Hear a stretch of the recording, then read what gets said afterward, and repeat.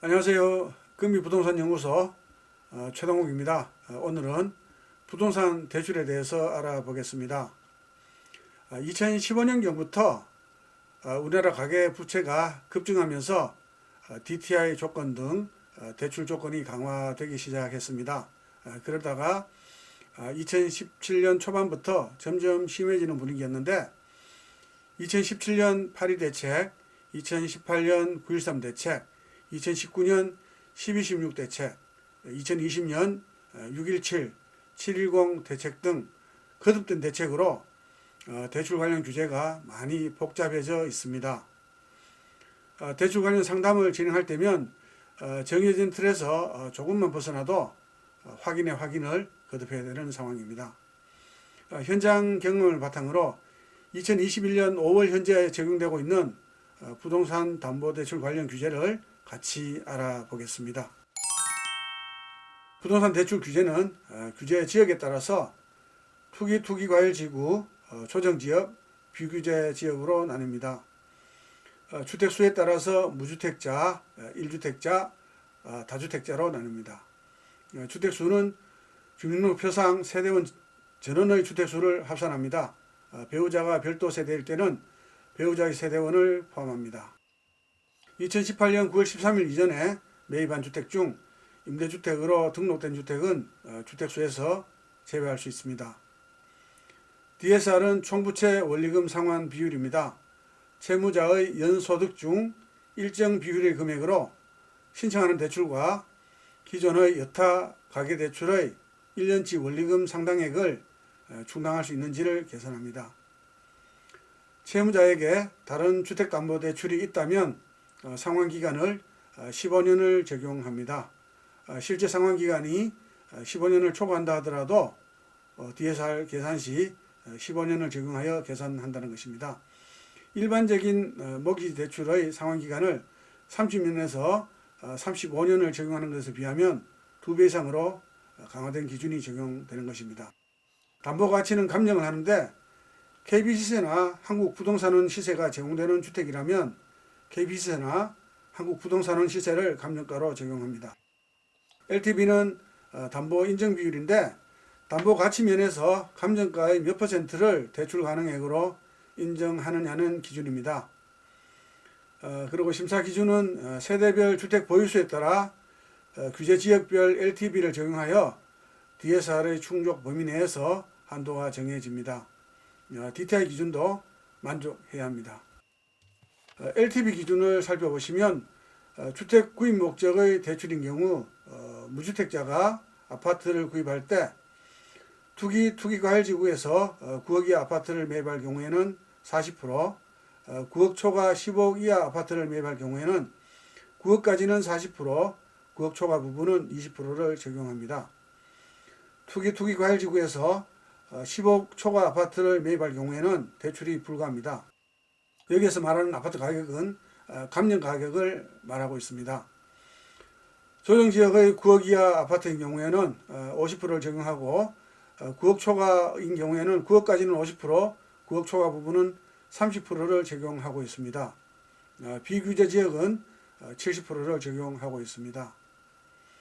아파트가 아닐 경우에는 나머지는 동일한데 투기과열지구에서 15억 초과 주택인 경우 아파트가 아닌 경우에는 9억까지는 40%, 9억 초과 부분은 20%로 대출이 가능합니다. 규제지역의 다주택자는 대출이 불가합니다. 비규제지역 다주택자는 LTV 60%를 적용하고 있습니다. 규제지역의 1주택자인 경우 6개월 내 기존 주택을 처분하고 신규주택으로 입주를 하셔야 합니다. 그리고 기존 주택담보대출이 있어서 유지하는 경우에는 한도가 10%씩 줄어듭니다. 투기과열지구에서는 9억까지는 30%, 9억 초과 부분은 10%를 적용하고 조정지역에서는 9억까지는 40%, 9억 초과 부분은 20%를 적용합니다. 규제지역에서 주택 구입 목적의 대출을 받을 때는 6개월 내에 전입을 하셔야 합니다. 비규제지역 다주택자는 60%를 적용합니다. 생활안정자금 대출을 알아보겠습니다. 소유권 이전 후 3개월이 지나서 생활안정자금 대출이 취급이 가능한데요. 주택수에 관계없이 주택 하나당 LTV 규제 범위 내에서 DSR, DTI를 적용하여 1년에 1억까지 대출이 가능합니다.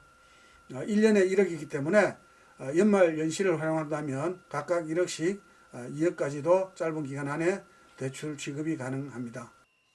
생활안정자금 취급 후 해당 세대가 주택을 추가 구입하면 대출금을 회수하고 향후 3년간 주택 관련 대출이 불가합니다.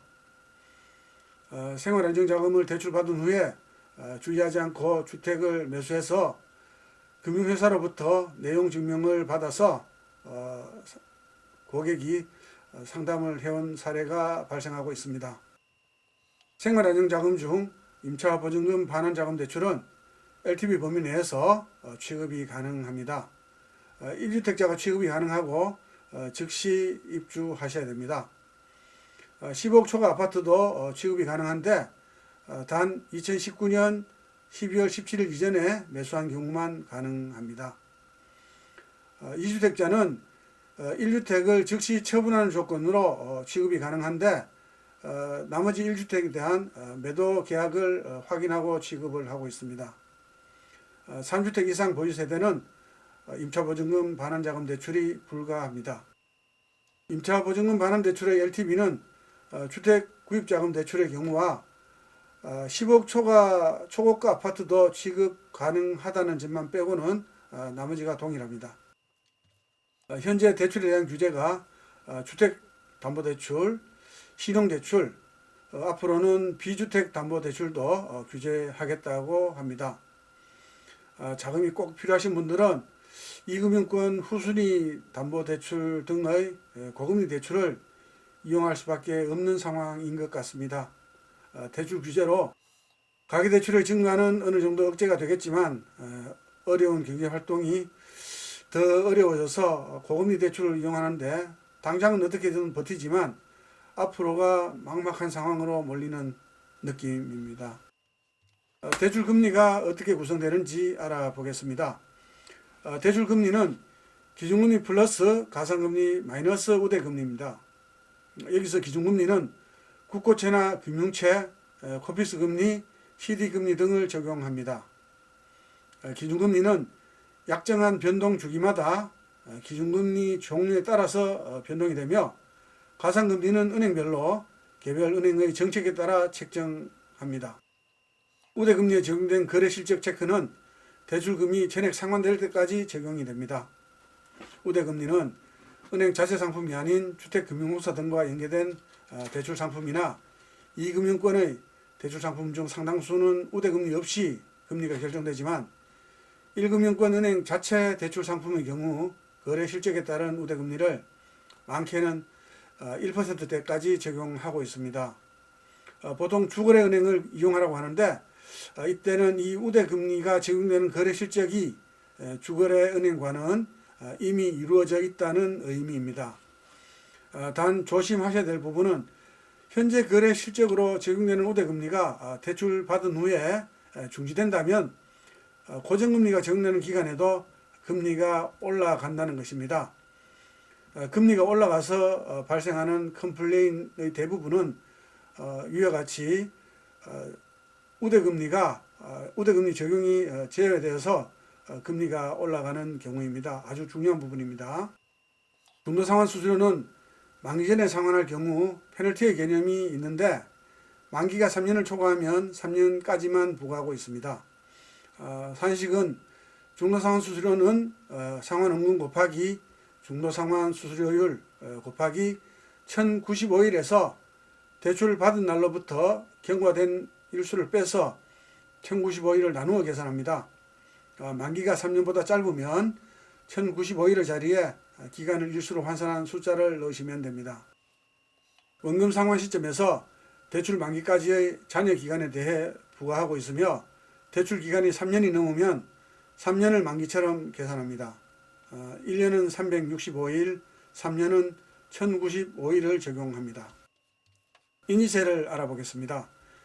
인지세는 표준약관에서 은행과 고객이 절반씩 부담하기로 되어 있습니다. 대출 금액이 5천만 원 이하면 인지세는 없습니다. 5천만 원 초과 1억 이하 대출일 때 인지세 7만 원 중 고객은 3만 5천 원을 부담합니다. 1억 초과 10억 이하 대출의 경우에 인지세 15만 원 중 고객 부담 7만 5천 원입니다.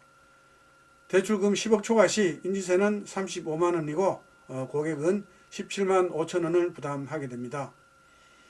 인지세는 대출 건당 적용하는데 1억 대출 시에 5천만 원씩 두 건으로 취급하게 되면 인지세는 없습니다. 국민주택 채권을 알아보겠습니다. 담보대출에 있어서 거주당 설정 시에 채권 최고액의 1%에 해당하는 금액의 국민주택 채권을 의무적으로 매입해야 합니다. 1억 대출 시 110% 설정하는 은행과 120% 설정하는 은행의 채권 매입액은 다릅니다. 1억 2천만 원 설정 시 120만 원, 1억 1천만 원 설정 시 110만 원을 매입합니다. 보통은 국민주택 채권을 매입하기보다는 할인 비용을 지불하고 즉시 되파는 방식을 선호하시는데요. 채권 할인율은 매일 다릅니다.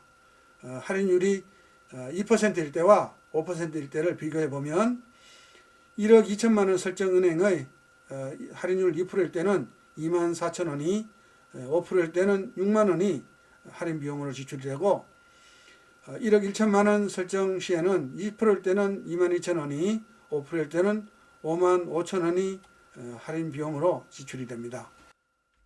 기타 비용으로는 주소 변경 비용과 말소 비용 등이 있는데 현재 등기부 등본에 기재된 소유자의 주소가 주민등록상의 주소와 다르면 동일한 주소로 변경 기입 후에 필요한 등기 업무를 진행할 수가 있습니다. 이때 비용이 발생됩니다. 동일하지는 않지만 보통 건당 3, 4만 원 정도가 발생됩니다. 10건이면 추가 비용을 줄여서 받기도 합니다. 소유권 이전 시에는 주소 변경 비용이 발생하지 않습니다. 말소 비용은 등기부 등본상 말소해야 될 권리가 있으면 말소 건당 말소 비용이 발생합니다. 이상 주택담보대출에 대해 대략을 살펴보았습니다. 규제가 여러 번 거듭되면서 많이 복잡해지고 대출 자체가 어려워져 있습니다. 필요해서 하는 규제겠지만 금융산업은 산업사회의 혈액이라고 하는데 적재적소에 잘 흘러서 꼭 필요한 사람이 잘 이용할 수 있게 되기를 바라겠습니다. 감사합니다.